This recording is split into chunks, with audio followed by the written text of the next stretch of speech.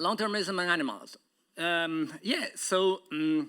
The way we're gonna proceed with this is I'm gonna make like a general presentation of the topic, and then Jose, Eze, and Catia will make some comments, questions, and so on, and then we'll open the floor. I understand that we have until 4:30 to be here. Is that correct, Diego? Yes. You don't know. Well, whatever. That's what I was told. So anyway, the way I'm gonna proceed with my presentation is this. I'm gonna first say something about long-termism, but I'm gonna be very brief because this was meant to be like a longer presentation, then I shortened it, so I'm gonna just present something very fast about this. Then I'll speak about how can it be that in the future sentient beings will risk situation of astronomical suffering. Then, and I will explain that not in a lot of detail, but in some detail. Then I'll say just a few things about different long-termist approaches that there are. And then finally, and this may be like the most interesting in practical terms, the most interesting part, I will examine some of the implications that this has for animal advocacy in practice.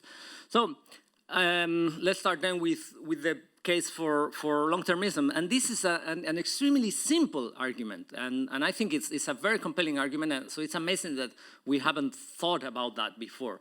So the idea here is that on expectation, there will be many, many more. I mean, not just a few more, many, many more sentient beings in the far future than in the near future, simply because the near future will be very short.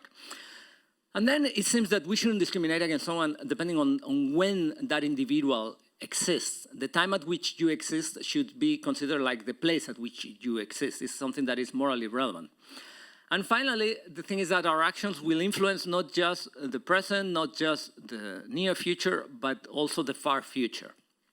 So on the basis of this idea, it seems that we should consider how our actions can affect for good or bad sentient beings, not in the next 10 years, not in the next 50 years, not in the next 100 years, but for as long as there may be sentient beings. Now, of course, there may be some possible objections against this claim. I'm not going to address them here just for the sake of having more time for the discussion later, but I will be happy to discuss any concerns you have about this thesis.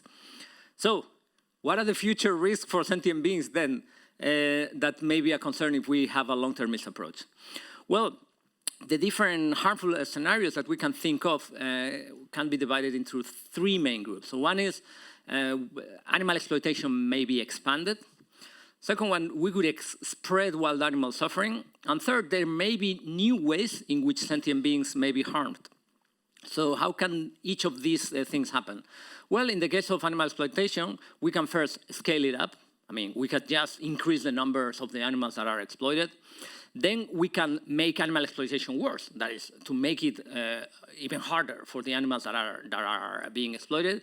I think this is less likely than the former, because, well, animal exploitation is already quite hard, and it's hard to think how it could be worse than that, at least with regard to the animals that are exploited today. But then there could new forms of animal exploitation could be created. So right now, new ways of animal farming are developed, in the case especially of invertebrates. I mean, a few years ago, we didn't have any discussion about farms, about octopus farming. Now we do. Insect farming has raised in a dramatic way. And in the future, there may be other ways of harming animals, of exploiting animals in an industrial scale that we are just unable to foresee right now. So, yeah, these are some examples of what I was mentioning before. Then, we could also increase the number of wild animals. And there are several ways in which this could happen. One of the ways in which this could happen could be, of course, by increasing the number of these animals on Earth. So, for instance, it's very uncertain the effect that climate change will have for wild animals, it will definitely have, I think we can say it will, because we know it will happen, a very significant direct impact on animals, but then what matters really most is the indirect impact. And it seems that they will, that climate change will mean that many specialist animals will disappear and their place will be occupied by generalist animals who tend to have worse lives. And in addition, it seems that at least on the land, when we think of animals that don't live in the water, the number of animals will increase very significantly. Yeah, not in the case of aquatic animals, because when you increase the temperature, there is less concentration of oxygen and so on. But on the overall, this is something that can be expected. Then, of course, more numbers of animals mean that there is an increase also in the number of animals who die shortly after coming into existence, and this is problematic. Then, in addition, and we may think that here we are getting into more speculative, into a more speculative arena, but I think we should address these issues. There can also be an accidental spread of life outside Earth. And there could also be an intentional spread of life out of Earth. Now, for instance, you may think that this is science fiction, but I don't know if you recall in 2019, an Israeli ship crashed on the moon, and this Israeli ship was carrying tardigrades for an experiment to see how and for how long they could survive in an alien asteroid. So it's likely that all these animals didn't make it, but this shows how it's perfectly possible that something like this could happen. And of course, it can also happen accidentally because, ships can carry, microorganisms, and you can then trigger maybe evolution somewhere. Maybe, some of the objects that humans have created that can abandon eventually, that will abandon eventually, or have abandoned already the planets around us, will eventually crash onto some other planet or somewhere and spread life there. And there are also plans for directed panspermia. This is something that is actually debated among some scientists. So this is not science fiction. Then, in addition, we could create new ways in which sentient beings can suffer, and one is by creating new animals, by genetically designing new animals. Another possibility is by creating new forms of life, creating artificial life, by actually, or synthetic life, as it's also called, by actually creating new forms of life, by using just proteins as bricks and designing a new code for that on something. And finally, it would be possible to create non-biological sentience. And the problem with this is that we may be able to create non-biological sentience and be unaware that we've done this, because we don't know really what is necessary, what is the physical structure that is necessary for a being to be able to have mental states.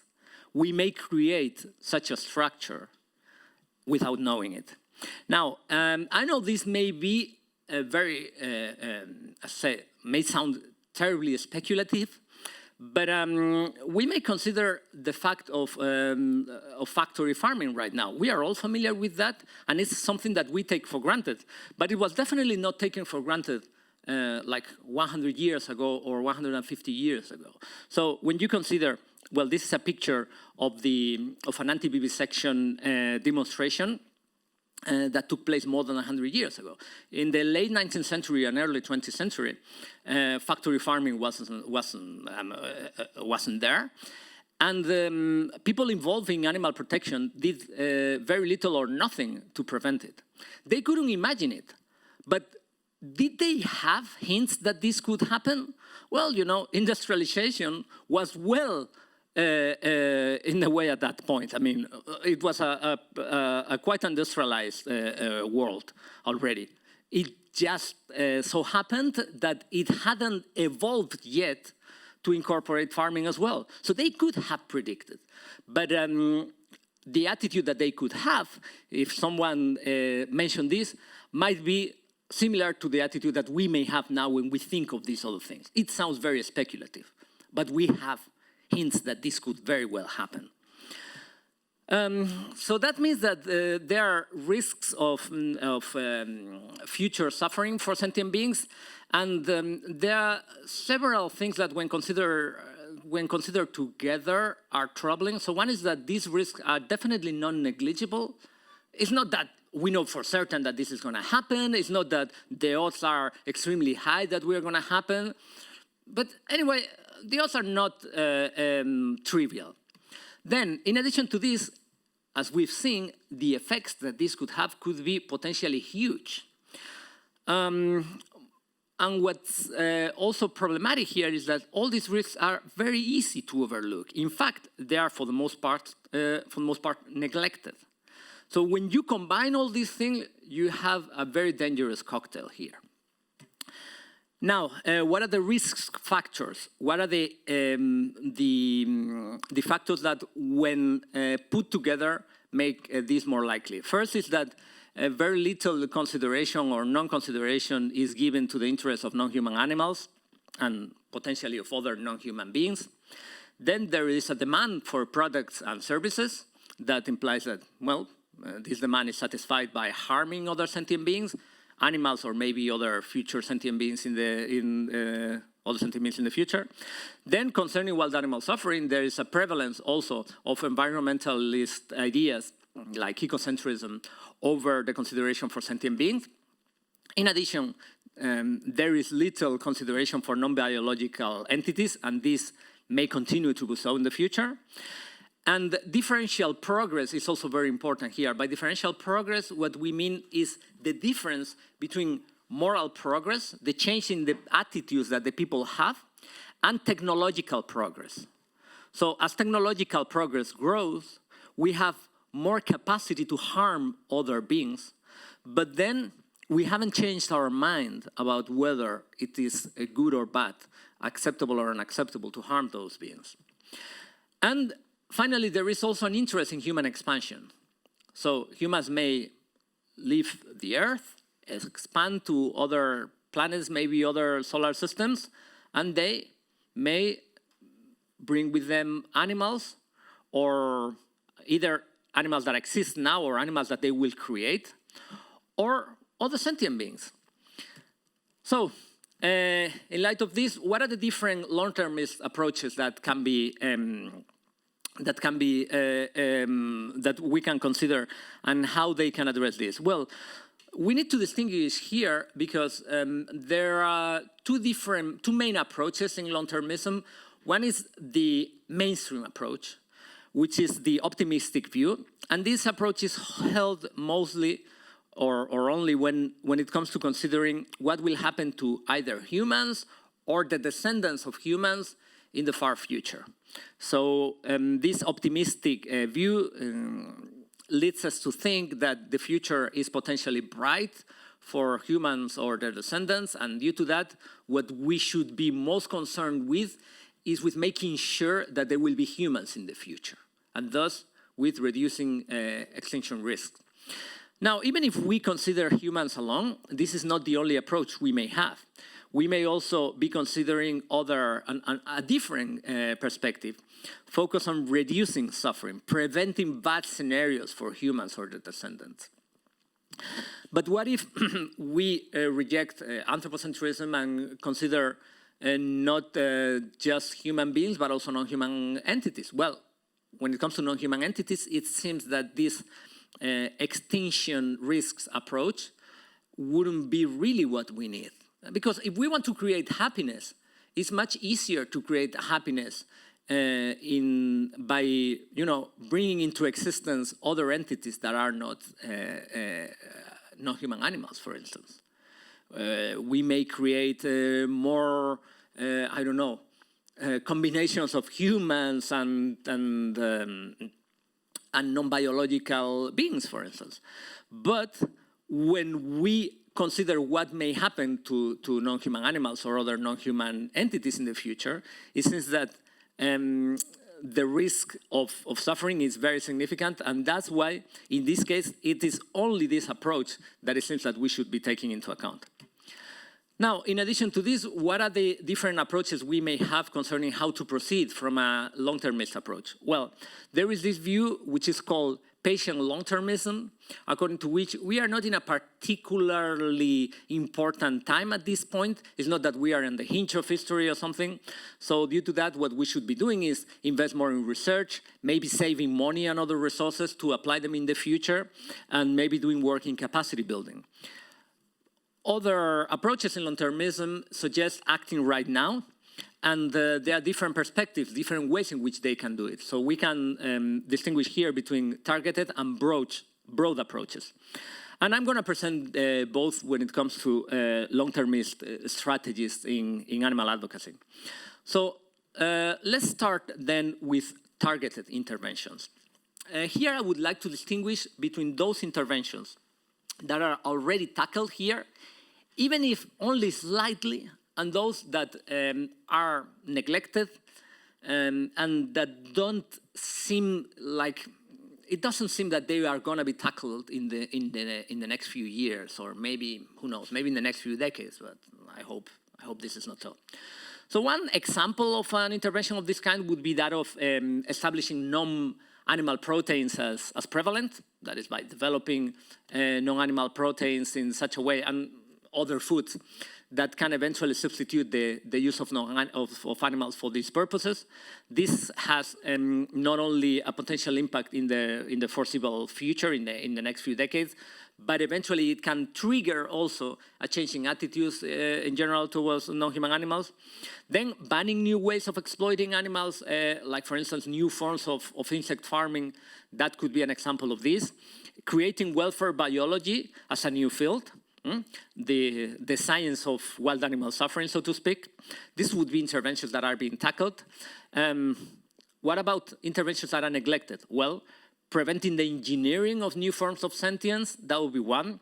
Non-anthropocentric AI alignment, that would be another one that is very, very important. And then regulating human expansion. So for instance, regulating what we can do with non-human animals outside Earth. There are some regulations about this. For instance, at this point, you wouldn't be allowed to spread, you wouldn't be allowed by certain regulations that aren't incorporated into international law and so on. But you wouldn't be allowed, for instance, at this point to bring whatever organisms you wish to Mars. But you can do it to the moon. That's why the Israeli ship carried the tardigrades. But anyway, there is no activism being done in this regard. Then we can have also a broad approach. So broad approach, they don't they're not intended to have an impact in a certain specific area, but to have a positive impact whatever happens. You know, in all different scenarios, it seems that intervention is very, very likely to be positive. So one is to aim at consolidating moral change. Another one, well, actually, these are not like alternatives. These are concerns that we should be taking into account when it comes to developing this approach. Another thing we should be doing is to consider all forms of harm and start speaking about all the forms of harms that sentient beings can suffer, and then prepare the ground for future advocacy. Not just think of what we can do, but think of, even if we can't address this, how can we make things so if in 50 years they can address this, then it will be easier for them to succeed, depending on what we do. So concerning how to consolidate moral change, well, focusing on attitudinal rather than behavioral change should be something that we should be doing. Then trying to consolidate this change through institutional progress as well. Then as for all forms of harms, I would think here that we definitely need to defend animals that are typically disregarded. So for instance, among exploited animals, that would mean caring about invertebrates and caring about aquatic animals. It would also mean addressing wild animal suffering for sure. And then as for the work that we can do to prepare the ground for future advocacy, there are also different things that could be done. So first would be to identify new promising targeted strategies that we haven't worked on and we haven't imagined yet. Then we can, of course, also increase knowledge and awareness about long-termism, about future risks for non-human entities. And then another consideration here, this is not, again, this is not disjunctive, this is something that we should do in combination with the former, is that we should spread among animal advocates and also among other groups that may be sympathetic to animal advocacy, the idea that we should have a very, very open mind when it comes to consider potential problems. Because without that, we're going to think that all this is just, you know, some crazy stuff. And then finally, we should consider trends. And this is more important than it may look. So we don't need to look at how things are. We need to look at how things are evolving, in what direction things are evolving. You know, because in that way, if you see that things are going like this, going like this, going like this, and we are here at this point, you can't expect that things will continue to be here 20 years from now, 80 years from now, because you are seeing the trend, it's likely that it's going to be there instead, you know? So that's something to take into account as well. And that would be it. There are many other things that could be said about this, but I wouldn't want to speak for a lot because I want the other people to make their contributions as well. I would just like to close this with this picture here, because I think this summarizes very nicely the danger that we have here of overlooking things that may happen in the future. And while it's true that we may be unable to stop things that may happen to non-human entities in the future, it seems that if we take seriously the possibility that they will occur, we will be in a better situation to do something about that. And not only that, but to, as I said before, to prepare the ground for new generations to do something about that. And yeah, that will be it. So thank you, and yeah, the floor is yours.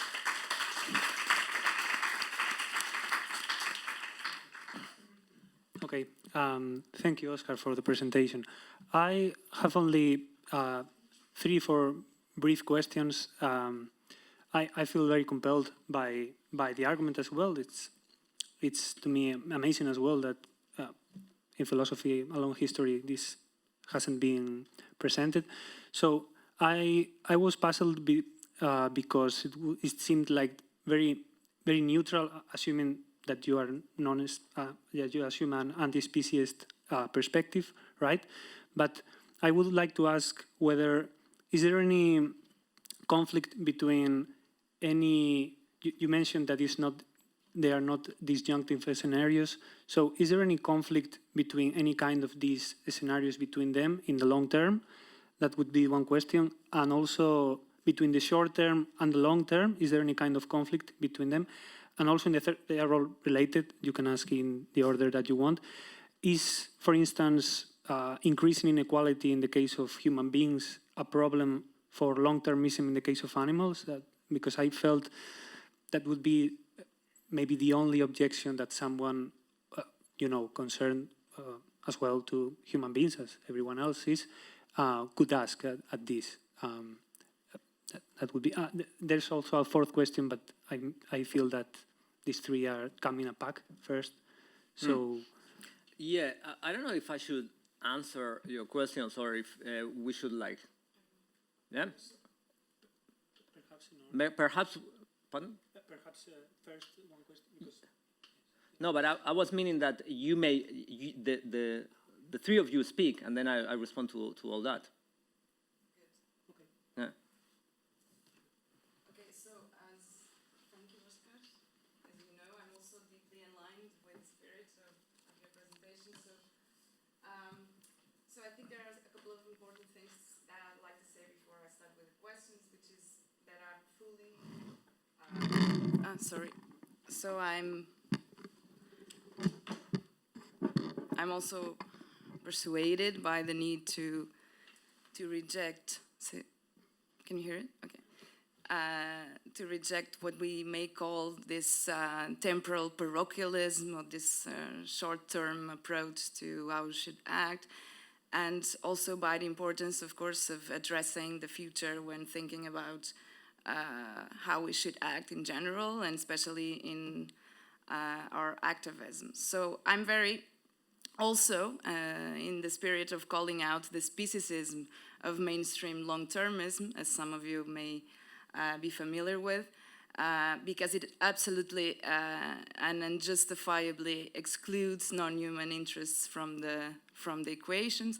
So I still have a couple of worries, which I will now present very briefly. And so I want to not take these worries as an objection to long-termism, especially not against the non-speciesist long-termist, but simply just some genuine problems that I believe that follow or may follow from the view, maybe not from all of the approaches that you just presented, but and given the huge numbers of animals, may even aggravate the situation. And so I really wish the view itself might be able to address these worries. So these are worries that I want long-termism, especially non-species long-termists, to address.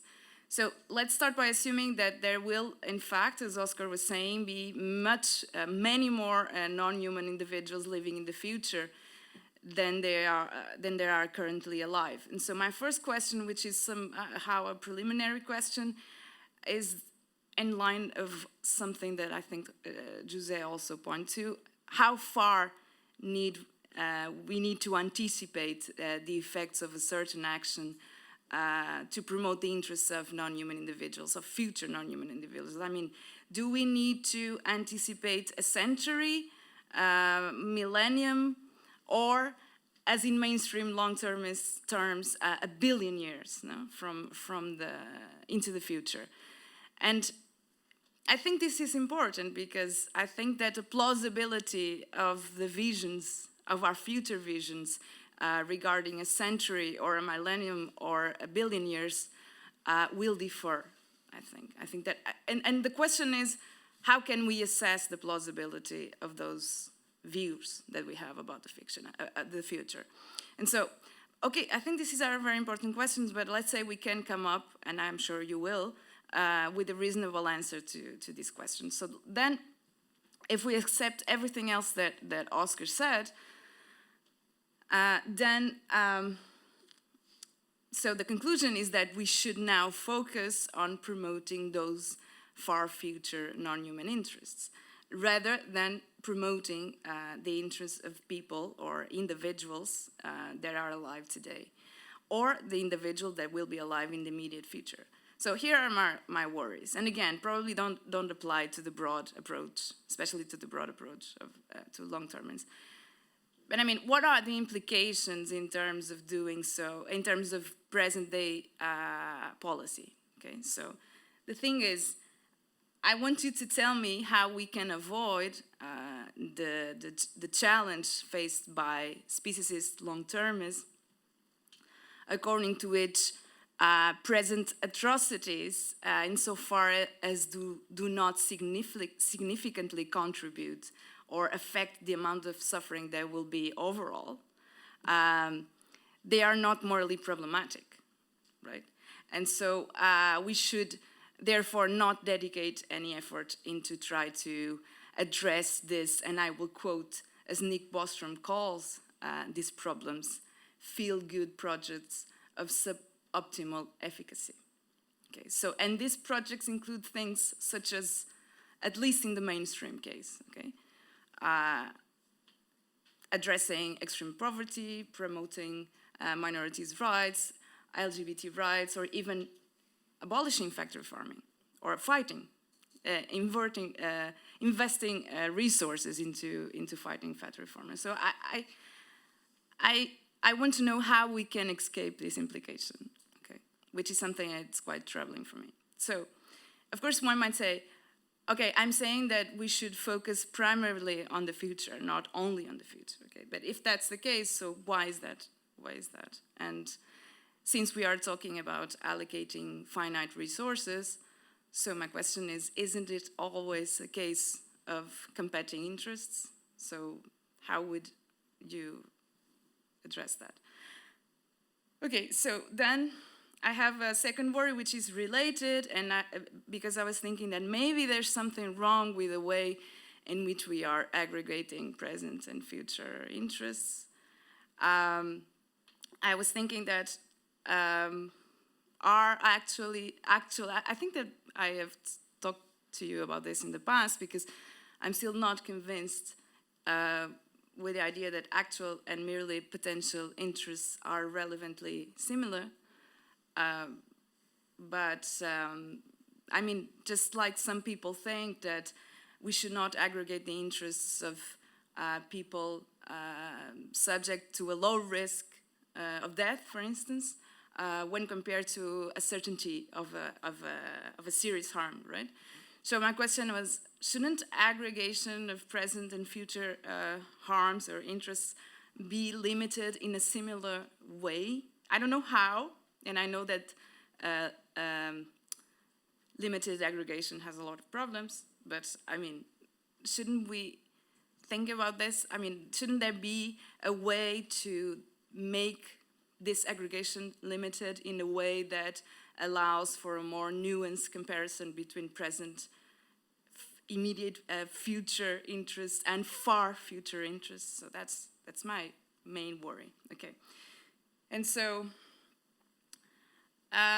okay, so then I had a couple of more detailed things, but I will skip probably, and I just wanted to say that usually we get rid of these problems simply by saying, oh, okay, we can address all of these worries when thinking about the far future just by the idea of appealing to expected value, and I'm a fan of expected value, but I mean I don't think that expected value is magic, right? And so I think that there must be some ways, some limitations to what we may plausibly expect, given into the future, in the far future. So I think it's what we may expect is certainly constrained by a certain time frame, I think.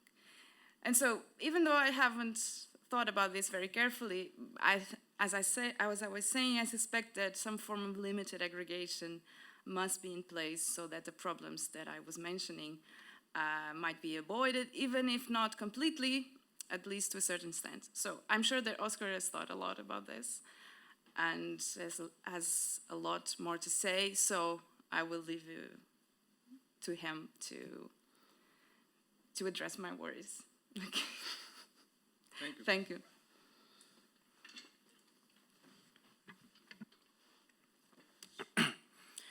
Okay, thank you. So I also want to start like Catia did by saying that I mostly agree with your ideas. I believe in the overwhelming importance of the far future, and because of what you mentioned, because what matters most is that the lives of future post-humans and non-humans are as good as possible. So that being said, I just wanted to say three things. One is very, very minor, and the other two are related to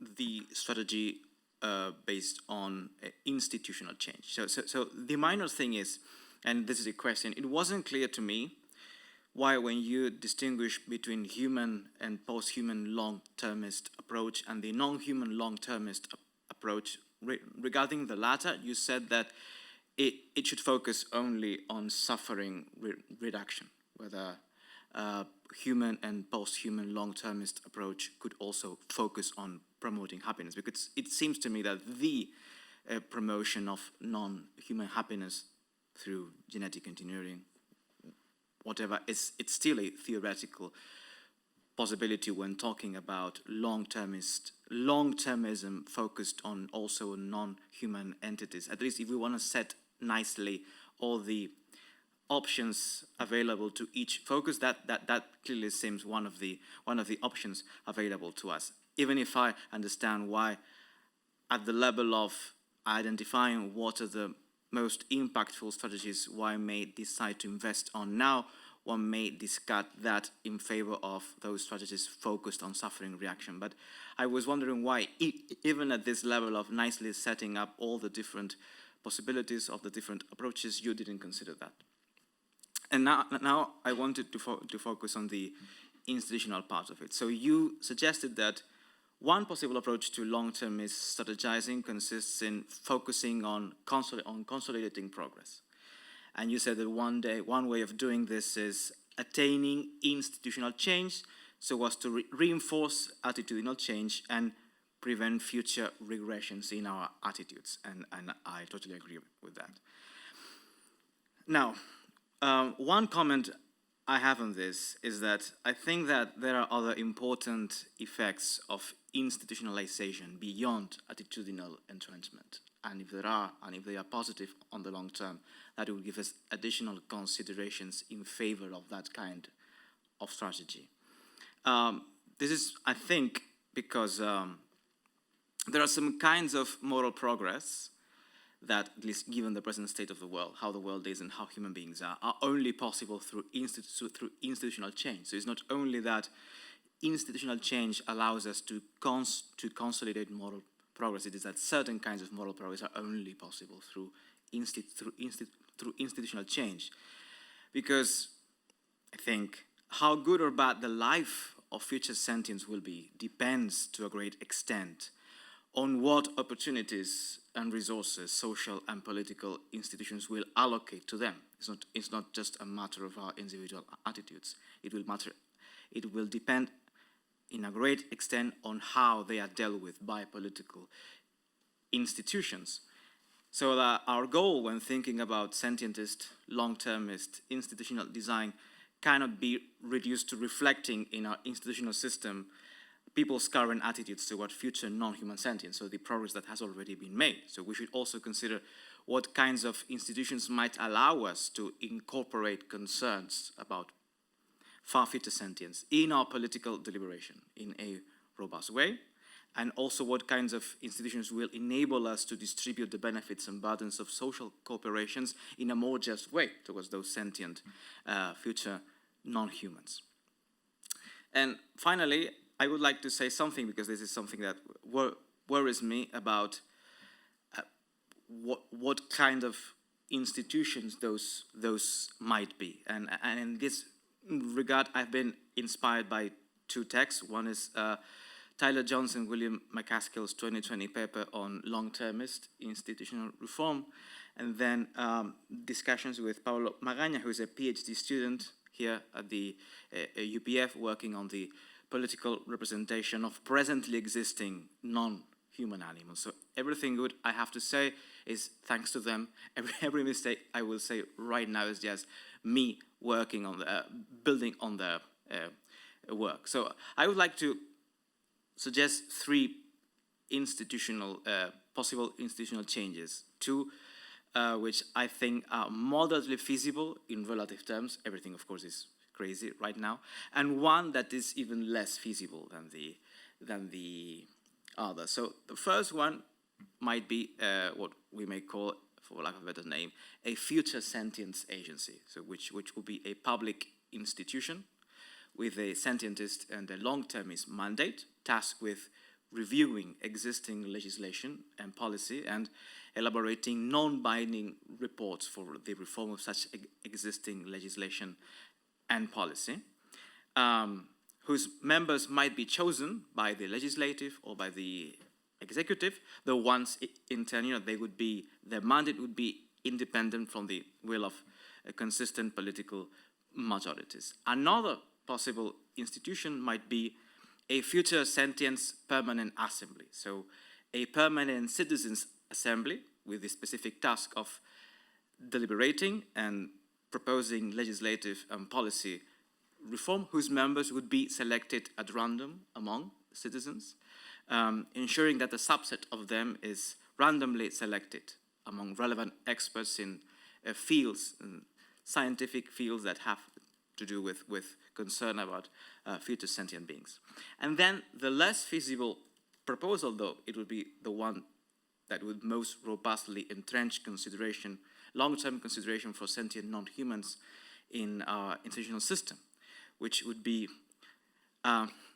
creating a legislative house for future sentience. So in an additional chamber of our legislatures, whose mandate, again, will be restricted to considering the interests of future sentient individuals. These members of parliament, unlike the others, might be selected at random among the citizens. So the bills that affect future sentient beings would need the approval of this new House of Parliament to become law. These are suggestions painted in very broad strokes and may not stand up to scrutiny.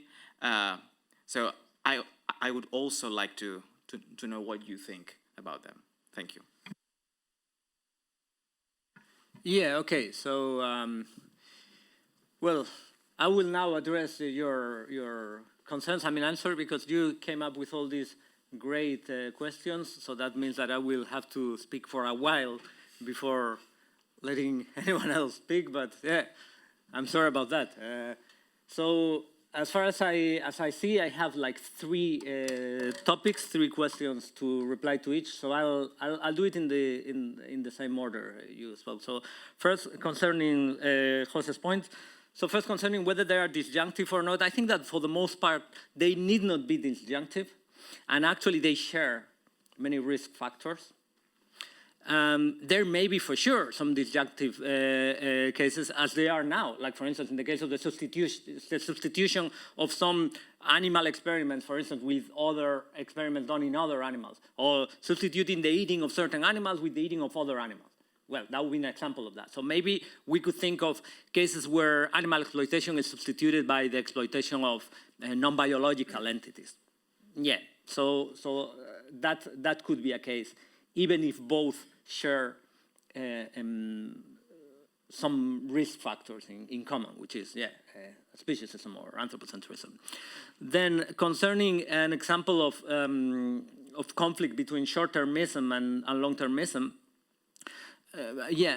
during the morning in the debate, I mentioned something. So whether we put the focus on attitudinal change or behavioral change is a clear example of this. So if you are aiming for behavioral change, what that means is that, your focus is really in attaining a more or less immediate change. And it's true that behavioral changes make attitudinal changes easier, right?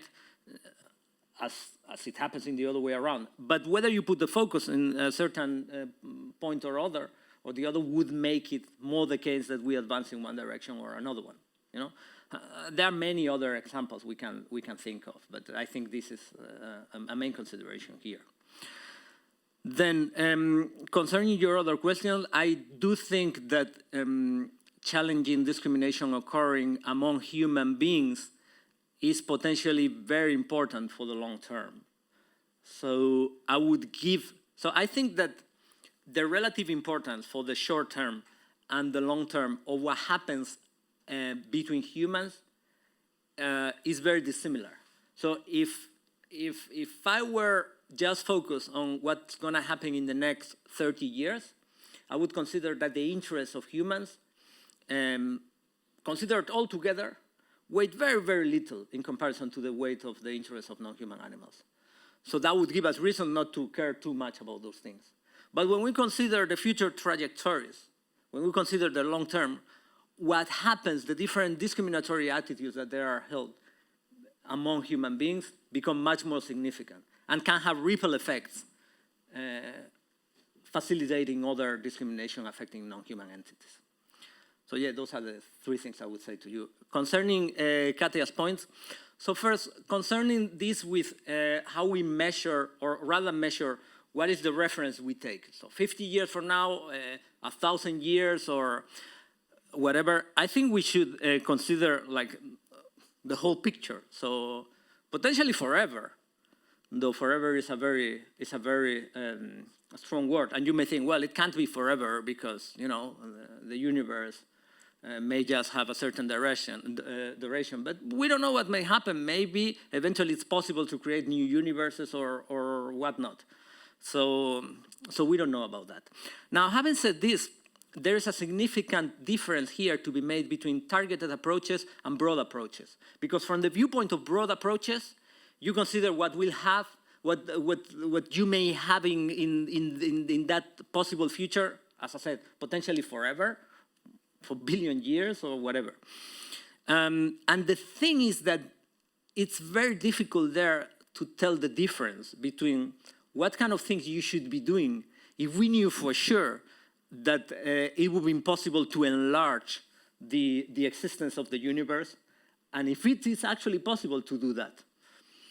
It's hard to me to think of how we could make a different assessment.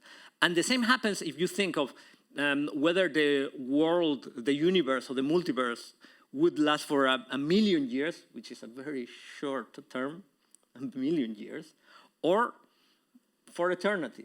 Maybe a broad strategy would be the same for both cases. For targeted strategies, however, you have different deadlines, right?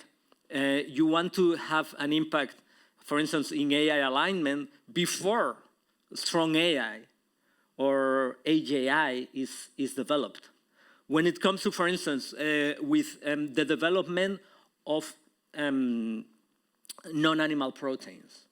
Again, you need to rush here, especially because the main competitor of non-animal proteins is not the animals that are the animal exploitation as we know it today. It's not animal farming as we know it today. It's invertebrate farming. So it may well be that invertebrate farming end up being the one that wins. So there you have a shorter scale. So yeah, with targeted strategies, it really depends on the particular strategy. Now, concerning the second point you mentioned, yeah, that's a very tricky one. What happens with short-term causes? So there is something that is kind of positive here, which is to some extent by addressing horrible things that happen now, you are also promoting what will be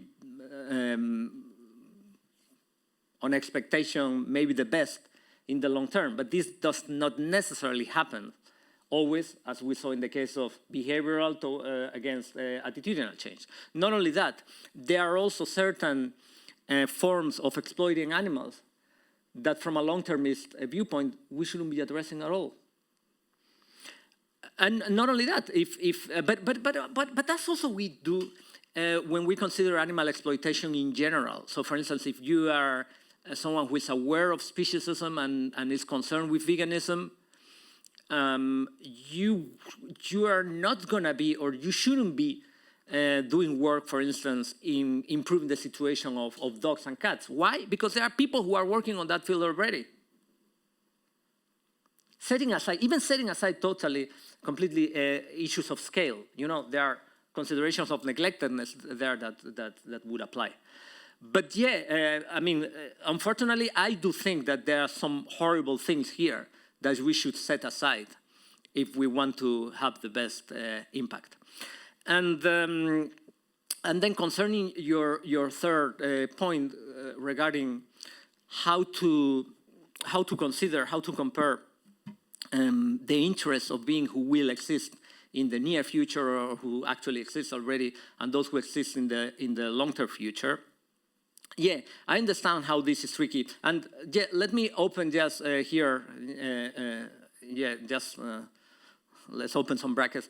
I don't think that expected utility works as well, especially when we consider small probabilities. There is the problem of fanaticism there. So yeah, if you compare a situation where trillions of beings will experience awesome pleasure for 1 trillion years against another, for sure, against another option where there is a 99.9999 and then a number of 9 equal to the number of particles that there are in the universe. A probability that all these beings will live in terrible misery, and then a 0 point, the same number of zeros, and 1 of a probability of a number of beings having a great pleasure. If you hold, at least if you hold a symmetric axiology, you just need to increase the number of the beings in the latter scenario to make the second option better.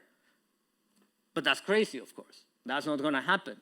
I mean, and if anyone disagrees with this, I'm willing to do the following bet with you. So we can make a bet. So I can write a number that goes from 0 to 99, and you guess it. If you if the number is right, I'll give you some amount of money that we can discuss. If not, you give me some amount of money. And we can make it so expected utility theory says that I'm going to lose and you're going to win. But I'm happy to do it anyway. Because, you know, it's 1 against 99 a single time. So, yeah. So I don't think that expected utility theory is helpful, but to some extent. But here, I'm not sure that's so, because, you know, we're not talking about individuals whose identity is already known to us. We have most reasons to think that sentient beings will continue to be there. We don't know what sentient beings those will be, but we can expect them to be there. If this is so, then the probability that they will have interest would not be equal to the probability of this individual existing, of that individual existing, of that individual existing. We can take an impersonal viewpoint, and the probability there would be the probability of there being sentient beings at all. And because that seems to be very, very high, and because, you know, the weight of their interest would be so significant, then I think that shouldn't lead us to change the diagnosis done by the case for long-termism. So that's what I would reply. Maybe, I don't know if that's convincing or not, but we can discuss it later. And then concerning the 3 things to mention to Eze, first, concerning this point, yeah, you're right, and you're partly right. So you are right because I didn't phrase it correctly, but I'll say why, if phrased in a better way, that would make sense. So when I say humans and post-humans, in fact, I understood post-human in a way that was possibly not reasonable, which is that I not only consider the biological descendants of humans, I was also considering entities that humans could create that would be either similar to humans or similar in certain respect and dissimilar to them in that they would have higher capacities, right?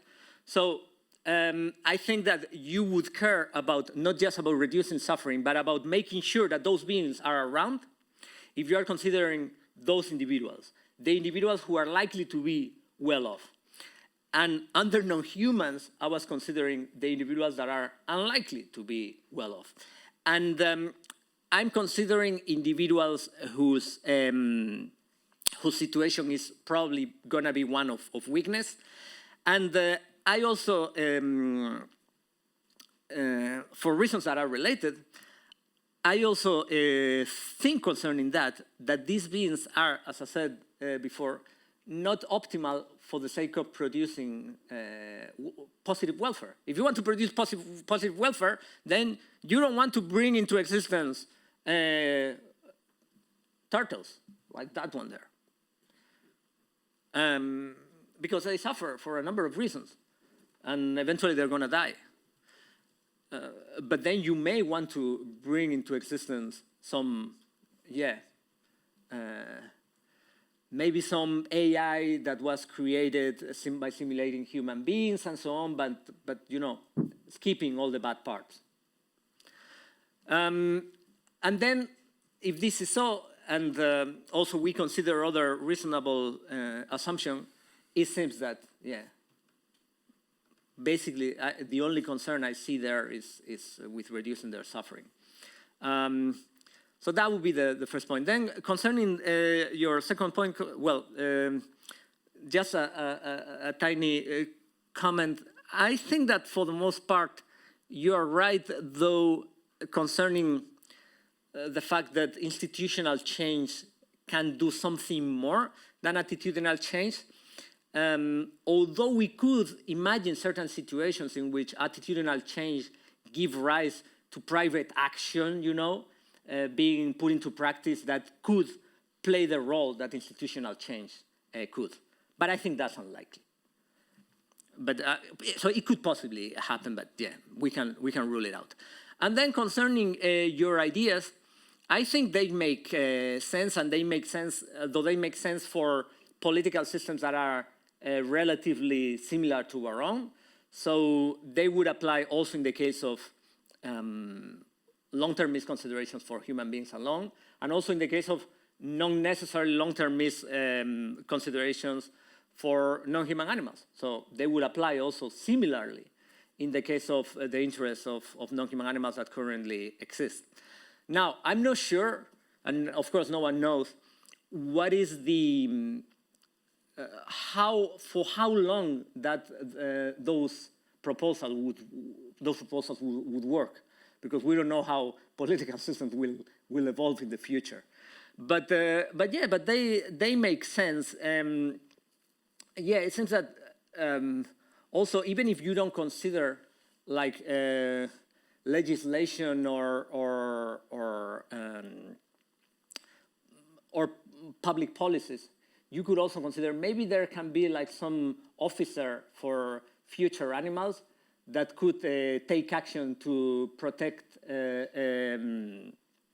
future individuals in certain ways, given you know, the present legislation that there is. Well, not the present legislation there is now, but in the future.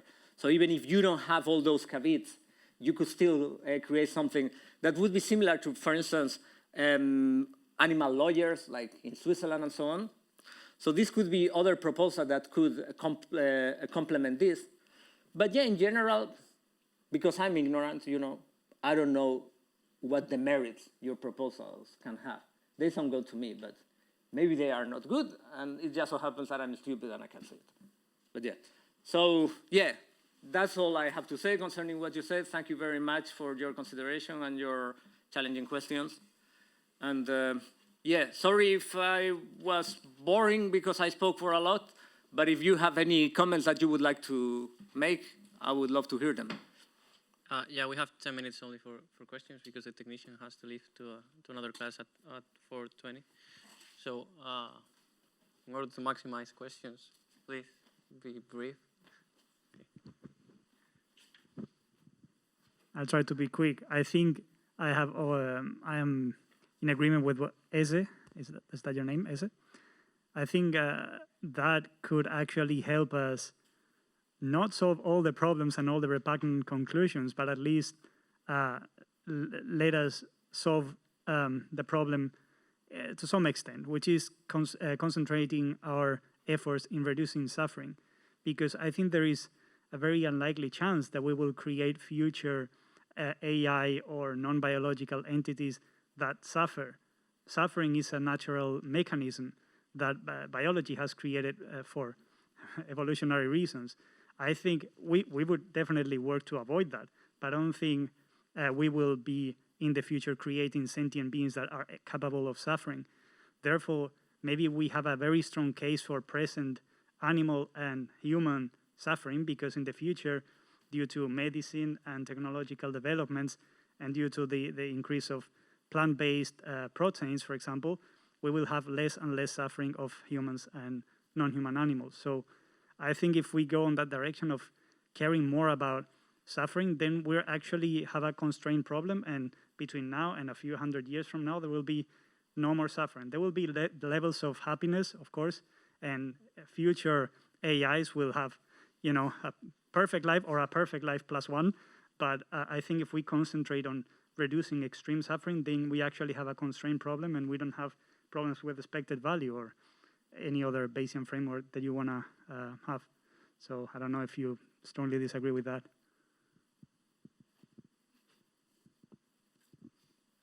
I just wanted to clarify my views on that, because so what I wanted to say, and this is my fault, of course, if I didn't get across right. I didn't say that we should focus exclusively on reducing the suffering of non-humans existing in the far future, or that we shouldn't care about that. What I just said is that besides that, it made sense also to care about promoting the positive well-being. So I think that I was saying that we should care about those things. Now, under the descriptions of those terms that Oscar was using, I don't think my objection is valid now, but because he agrees with me actually regarding that, if I understood him correctly.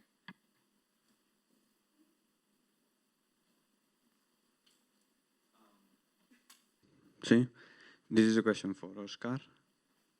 You, like, when classifying the different long-termist approaches, there are the two mainstream approaches, the human or post-human focused long-termist and non-human focused long-termism. So I was wondering why the focus on existential risk is present in the human or post-human approaches, but not in the non-human ones. And this is a trend that is present in long-termism. All the discussion about existential risks is usually focused upon preserving the potential future of humanity. But plausibly, the existence of sentient beings, even if they cannot reach that potential due to a lack of intelligence, maybe, it is also valuable. Well, I tried to respond to that before. So what would be the reason for making it the case that there exists, like, I don't know, some R strategist animal, some animal that reproduces by having large numbers of offspring, and who are biologically short-lived. So if death is a harm, death would harm those animals, even if they live for a relatively long time. Wouldn't it be better to make it the case that other individuals exist? So for instance, even if this is, so suppose you don't buy my argument and you think, no, it's great to make it possible that in the future there are as many animals as possible. I think that consideration would be far weaker than a consideration against making it the case that there aren't like very significant amounts of suffering for those animals out there. And we can also extrapolate from the present. But, like, for example, let's say, the risk from AI, it poses a risk to the existence of the future potential of humanity. But plausibly, it also poses a risk to the potential of sentient, non-human animals. And if the lives of those animals are positive, then this future potential would be something good that we should preserve. And then we should be focused on lowering the risk of non-human sentient future animals. Right. So what human-focused long-termists would say to that is that it has more potential to make it sure that the descendants of humans exist than to make sure that the descendants of non-human animals exist. That's what they would say. What I would say would be something different, and it's something that you actually made explicit. You say, if it's positive, but what if on expectation it is not positive? So when we consider animals used by humans, it makes sense that it may not be positive. When we consider non-human animals living in the wild, the same may happen. When we consider non-human entities that human beings may create and that could suffer for the use of non-human animals, the same could happen. So that would be a reason to focus on something else different from making sure that they exist. Or actually, that would be a consideration against their future existence. All that, even if you are a utilitarian, for instance, who holds a symmetric view. What if, for instance, you're a utilitarian? Suppose that you are an egalitarian, prioritarian, sufficientarian, whatever. You hold some distributive criteria according to which, even if a situation is good on the overall for a utilitarian, it's not going to be good for you because it just so happens that it's very bad for a minority. And the pleasure for others doesn't compensate for that. Well, you wouldn't accept that. And also, if you hold an asymmetric viewpoint, if you think that preventing suffering is more important than promoting happiness. And there is an argument that I find quite interesting here, which is when you consider the worst suffering that you can suffer and the mildest suffering that you can suffer, and you compare it to the distance, you compare the distance between those and the distance between the mildest pleasure you can enjoy and the most significant pleasure that you can enjoy, right? And suppose that you can only move in one of these two directions. Suppose that you are enduring the worst possible suffering, and today and tomorrow you will be experiencing the mildest pleasure. And you can change only one. Most people would change the suffering. So that means that there is a point in these views as well.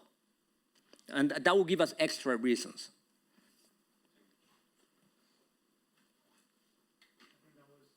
That was precisely my point. I think focusing on reducing suffering is a constraint problem if we believe that human suffering is going to end soon and animal suffering, maybe, I know it's debatable, but if we focus our efforts on avoiding dystopian scenarios where we have human suffering constantly, we know that medicine is going to do a lot of progress in the next 200 or 300 years. Therefore, focusing on making the lives of humans in 10,000 years from now is not as important because they will not have the same amount of suffering of hundreds, in the next 100 years or 200 years. That was my point. I don't know, if there is a very strong case against that.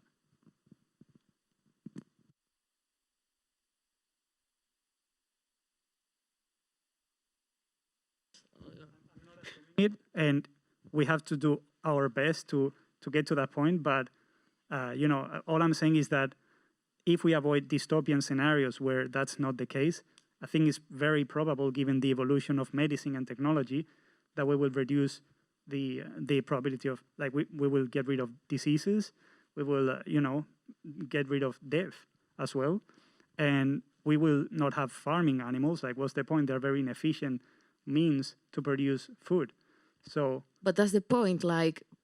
According to history, I don't think that's the most probable or most likely scenario. I think that's the most likely to not to happen. Well, indeed that trend applies to human interests, but that is not the trend when it comes to animal exploitation, and probably not the trend of animals living in the wild. I agree, but I think it's the trend of industry and efficiency. And I think animals are usually, they're inefficient ways to produce food. The case of insects is very particular, but I think having plant-based foods and insect-based food, I think probably humanity is going to go in the direction of plant-based. At least that's my intuition. Probably I'm wrong, but yeah. Yeah, the thing is that I believe the discussion is more empirical, and actually what's happening with plant-based protein is that people are using them to replace animal products from large animals and not replacing what their other sources of animal protein that indeed come from tinier animals, smaller animals, which involve, therefore, much more serious, problem from an animal ethics perspective. Because we are indeed, no matter we have these plant-based options, we are indeed harming more animals than ever. Do you mean like insects, or what animals are you referring to? Aquatic animals, for example. Aquatic animals, okay, fine, fair enough. Chickens, I think indeed. chickens, yeah, we are killing every year like between 70 and 80 billion chickens. What I'm saying is that, I mean, my intuition is that that's gonna change in favor of plant-based. I get your point, but I'm presenting something that are not intuitions, that are facts. And I think facts are not debatable. That is absolutely right. The meat production is increasing, but eventually in most developed countries, that trend is going to change. It is actually changing.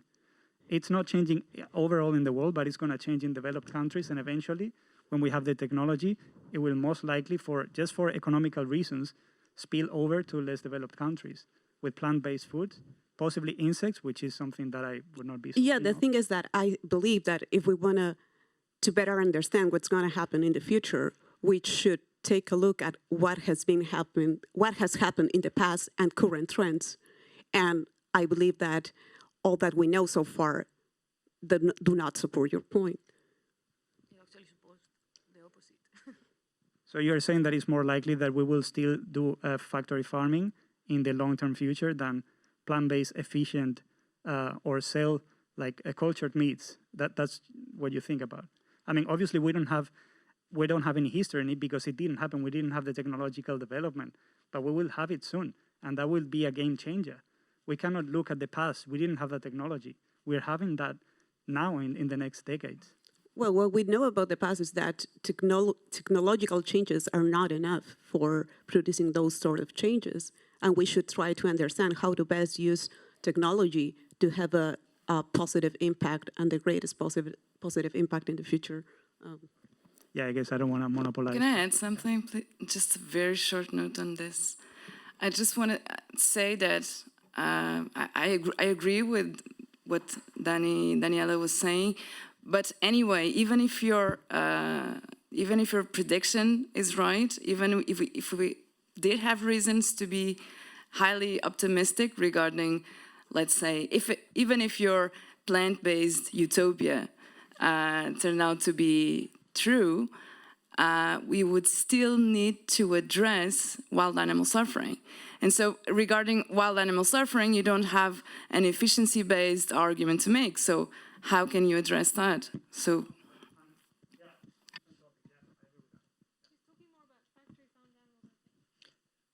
we have to leave it here just to... As we have very strong reasons to focus on wild animals, so. Okay, great, thanks. But we have to leave it here to respect the technician. So thank you all. And thank you, speakers.